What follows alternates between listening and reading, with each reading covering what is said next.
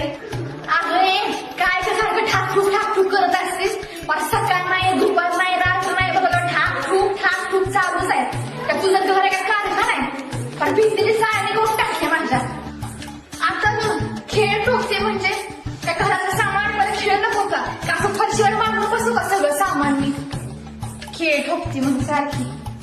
आपलं किती खेळ ठोकते, आपले सामान सगळं नवरा पोरांना पण लटकवलीस का काय त्या खेळाला?